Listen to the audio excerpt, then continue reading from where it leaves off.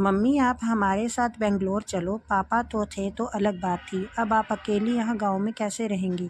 बेटे अनिल ने कहा तो मैं असमंजस में पड़ गई। हार्ट अटैक से हुई इनकी अचानक मौत से मैं अपने आप को लाख कोशिश के बाद भी संभाल नहीं पा रही थी। 12 दिन हो जाने से सभी मेहमान चले गए थे। बेटा अनिल और बहू अनीता दोनों ही इंजीनियर थे। मेरी सहेलियों ने मुझसे कहा कि बेटे बहू के पास रहने नहीं जाना, क्योंकि कमाने वाली बहू को बुजुर्ग सास बिल्कुल अच्छी नहीं लगती। उसकी आज़ादी में तुम्हारे जाने से खलन पड़ेगा। वो तुम्हें ताने मार मार कर तुम्हारा जीना हराम कर देगी। वैसे भी भाई साहब ने जीते जी ही पूरी संपत्ति बेटे के नाम कर दी। ऐसे में तो पूरी संभावना है कि बेटा बहू यहाँ का मकान बेचकर माल तो सब ले लेंगे और तुम्हें पाई पाई के लिए तरसा देंगे। लेकिन बेटे बहू के साथ जाना मेरी मजबूरी भी थी। 60 की उम्र में अपने घुटनों के दर्द के कारण मैं अपनी किराना दुकान चलाने में असमर्थ थी। 12 दिन के कार्यक्रम का पूरा खर्चा बेटे ने ही किया, लेकिन छोटे मोटे खर्च के लिए बेटे के आगे हाथ फैलाना मुझे ठीक नहीं लगा और जो थोड़े बहुत पैसे हमने जमा कर रखे थे वे खर्च हो गए। अब हालात ये थे कि मेरे पास 100 रुपये भी नहीं थे। असमंजस में मैं अनिल को कोई जवाब नहीं दे पाई। इतने में अनीता ने कहा, मम्मी जी बताइए कि कौन कौन सी साड़ियाँ रखनी हैं, मैं आपकी सूटकेस पैक कर देती हूँ। अनीता के ऐसा कहने पर मैं कुछ बोल नहीं पाई और चुपचाप इन लोगों के साथ बेंगलोर आ गई। अनिल और अनीता दोनों ही मेरा पूरा ख्याल रखते। सभी साथ में ही खाना खाते। अनीता मेरी पसंद के हिसाब से खाना बना देती। दोनों की यही कोशिश रहती कि मुझे इनकी याद ना सताए, मैं खुश रहूं। 8 साल का पोता चिंटू तो दादी माँ कहकर मेरे आगे पीछे घूमता रहता। मैं कोई भी चीज़ के लिए बोलती तो वो चीज़ मुझे बराबर ला कर देते। ये सब देखकर मेरे मन को बहुत शांति मिल रही थी।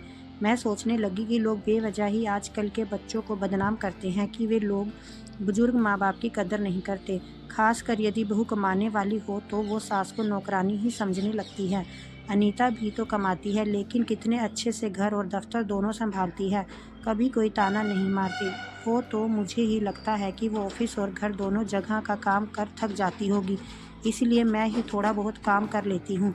लेकिन बेटा बहू दोनों ने कभी भी मुझे किसी काम के लिए नहीं कहा। 1 महीना कैसे बीत गया पता ही नहीं चला। आज सबने बाहर घूमने का कार्यक्रम बनाया। मॉल में घूमते घूमते अनिल और अनीता एक दुकान से कुछ खरीदने लगे। मैं और चिंटू थोड़ा आगे निकल गए। आइसक्रीम की दुकान पर चिंटू ने कहा, दादी माँ मुझे आइसक्रीम खानी है। मेरे ऊपर तो मानो बिजली गिर गई, क्योंकि मेरे पास तो पैसे थे ही नहीं। इतने दिनों से पैसों की कोई ज़रूरत महसूस भी नहीं हुई थी। अब क्या करूं? मेरा उतरा चेहरा देखकर चिंटू ने फिर कहा, दादी माँ प्लीज़ ले दीजिए ना। सॉरी बेटा, मैं अपना पर्स घर पर ही भूल गई। मेरे ऐसा कहने पर चिंटू ने मेरी तरफ कुछ अजीब नज़रों से देखा।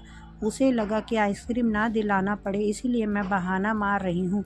लेकिन मैं कर भी क्या सकती थी? मुझे अपनी बेबसी पर रोना आ रहा था। मैं कैसी दादी हूँ, अपने पोते को आइसक्रीम भी नहीं दिला सकती। इनके जाने के बाद पहली बार मैं अपने आप को बहुत ही असहाय महसूस कर रही थी।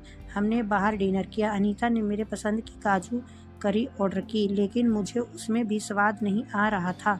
घर आने पर थोड़ी देर सभी ने टीवी देखी। अनिल सोने चला गया और अनीता चिंटू के कमरे में गई ताकि मच्छर की टिक्कियाँ लगाकर उसे ब्लैंकेट आदि देकर सुला दे। मैं भी अपने कमरे में सोने जाने लगी। इतने में मुझे चिंटू की आवाज़ सुनाई दी, मम्मी दादी माँ बहुत ही कंजूस हैं, तू ऐसा कैसे बोल रहा है? हाँ मम्मी, आज मॉल में घूमते वक्त मैंने दादी माँ को आइसक्रीम दिलाने को कहा तो उन्होंने कहा कि वे अपना पर्स घर पे ही भूल आई हैं। कितना अच्छा है ना मम्मी के बाहर जाओ तो पैसे ही साथ में ना ले जाओ तो कुछ खर्चा ही नहीं होगा। कंजूस दादी माँ। यह क्या है चिंटू, दादी माँ के लिए ऐसे बोलते वक्त तुम्हें जरा भी विचार नहीं आया? क्या तुम उनके दुख को समझ सकते हो कि वो फ़िलहाल कितनी दुख में है? दादी माँ को क्या दुख है? बेटा, अभी तक दादी माँ और दादाजी गांव में एक साथ रहते थे। अब अचानक दादाजी हम सबको छोड़कर चले गए।